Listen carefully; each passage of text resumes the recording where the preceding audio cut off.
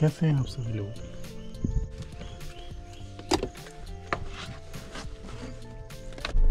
आपने last vlogs में देखा होगा जैसे हमारी ट्रिप थी मनाली, वो माउंट आबू की 2 दिन की ट्रिप थी। उसमें हम ये थार रॉक्स लेके नहीं गए थे, हम लेके गए थे XUV 500। और 500 ले जाने का रीज़न क्योंकि हम थे 5 तो एडल्ट थे, 3 बच्चे थे, तो इस वजह से वो लेके गए थे। क्योंकि इसमें आ नहीं सकते, इसमें आ तो ज़्यादा लेकिन 7 सीटर 5 सीटर 5 सीटर इसमें थोड़े कंजेस्टेड हो जाते हैं, मतलब भिज जाते हैं, परेशान हो जाते हैं। इस वजह से हम लेके गए थे XUV 500। और एक बार यहाँ से निकलते और फिर आगे की बात बताता हूँ।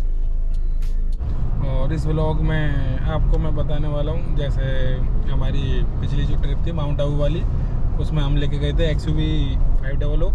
और XUV 500 हमने चलाई है 1500-1600 किलोमीटर की हमारी ट्रिप थी। 2 दिन से वही चला रहा हूँ मैं।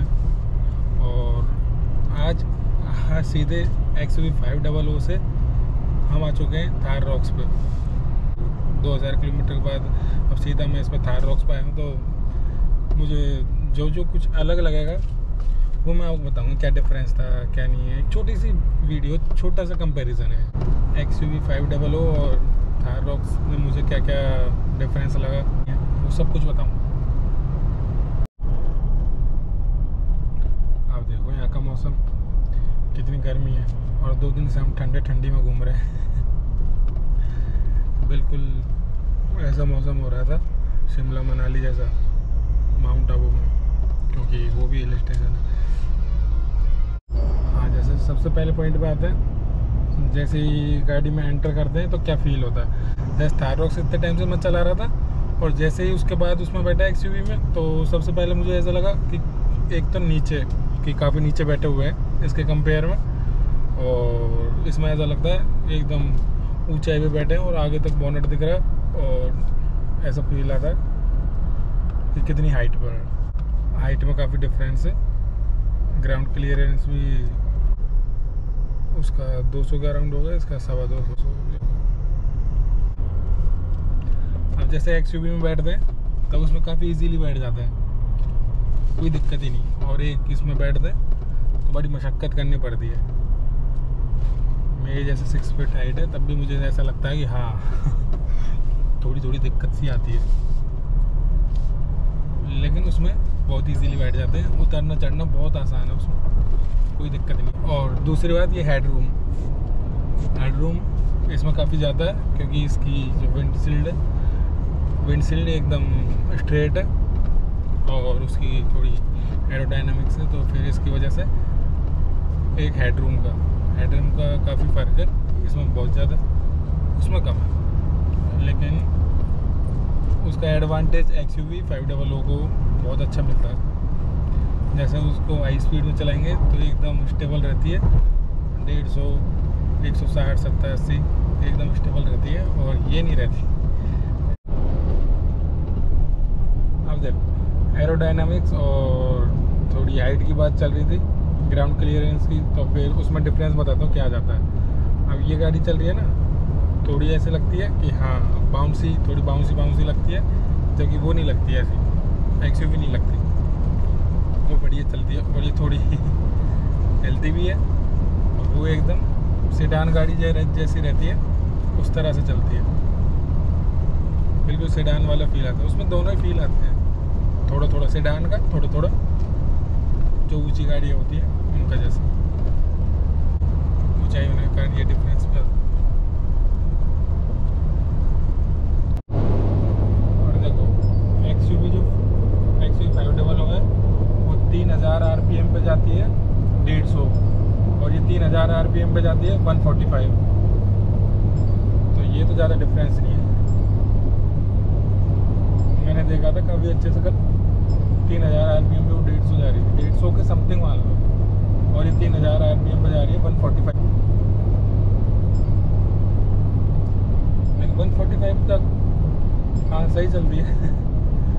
एक हाथ से चला रहा हूँ और काफ़ी कॉन्फिडेंट हूँ कि हाँ कंट्रोल में, आउट ऑफ कंट्रोल नहीं। चलने में तो दोनों ही बढ़िया। मतलब पावर की बात करें तो दोनों ही अच्छे हैं। है ना, नेक्स्ट पॉइंट है जैसे ये कंफर्ट से रिलेटेड बात बताता हूँ। जैसे फ्रंट सीट की बात करें तो फ्रंट सीट में मेरे को ज़्यादा डिफरेंस नहीं लगा। दोनों XUV500 और इसकी सीट सेम सी लगी। ऐसा नहीं है बहुत ज़्यादा ज़मीन आसमान का अंतर हो। 19-20 का बोल सकते हैं। अगर 19-20 जैसे ये जो बैक सपोर्ट है ये सीट का, ये तो काफ़ी अच्छा है, दोनों का ही सेम है। लेकिन अंडर थाई सपोर्ट ये भी मेरे को तो सेम ही लगा। दोनों गाड़ियों में कंफर्ट की बात करें तो सेम है बिल्कुल। 19-20 का अंतर मान सकते हैं। अब 19-20 में थोड़े बेटर मान सकते हैं XUV500 क्योंकि है ना वेट ज़्यादा है तो उसमें पैर और वाइड हो जाता है अपने, तो ये मेरे को ठीक लगा है। और रियर सीट की बात करें तो उसका कंफर्ट भी सेम है और स्पेस भी ज़्यादा डिफरेंस नहीं है। स्पेस भी 19-20 मान सकते हैं क्योंकि उसमें हो सकता है थोड़ी वो ज़्यादा हो स्पेस, है ना, और इसमें उसके कंपेयर में थोड़ी कम है और वो बोल सकते हैं 19-20। उसमें भी ज़्यादा ज़मीन आसमान का अंतर नहीं है।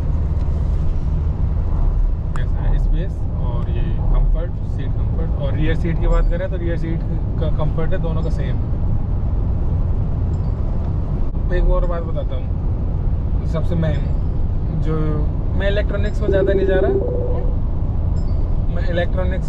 रहा, लेकिन फिर भी जो ये स्टीयरिंग है ना, ये इलेक्ट्रिक स्टीयरिंग है, इसका काफ़ी फ़ायदा है क्योंकि इसमें देखो बहुत ही स्मूथ चलती है, परेशान भी नहीं होते। लेकिन उसमें हाँ हाइड्रोलिक है तो इस वजह से उसमें थोड़े परेशान हो जाता है लंबे सफ़र में और सिटी में ट्रैफिक में थोड़ा परेशान हो जाता है। तो मैं बता रहा था ना उतरने चढ़ने की बात, तो इसमें देखो इसमें थोड़ी इनको पकड़ के उतरना चढ़ना पड़ता है तो थोड़ा मशक्क़त का काम है और उसमें आसानी से चढ़ जाता है। और हाँ एक और बात, ये एक छोटा सा कंपैरिजन था, ज़्यादा बड़ा कोई कंपैरिजन नहीं था। अगर आप चाहते हो साइड बाय साइड एक XUV500 और थार रॉक्स का कंपैरिजन तो बता देना, मैं कर दूंगा। मैं सारा कुछ इसमें अभी तो इसमें क्या है मैं मेन पॉइंट बता रहा हूँ और फिर उसमें मैं डिटेल में बता दूंगा आपको जो कुछ भी जानना होगा। अगर आप कमेंट बोलोगे यस तो मैं बना दूँगा एक detail comparison side by side दोनों में, ठीक है। बस यही था, एक छोटा सा ब्लॉग था, इसमें इतना ही कुछ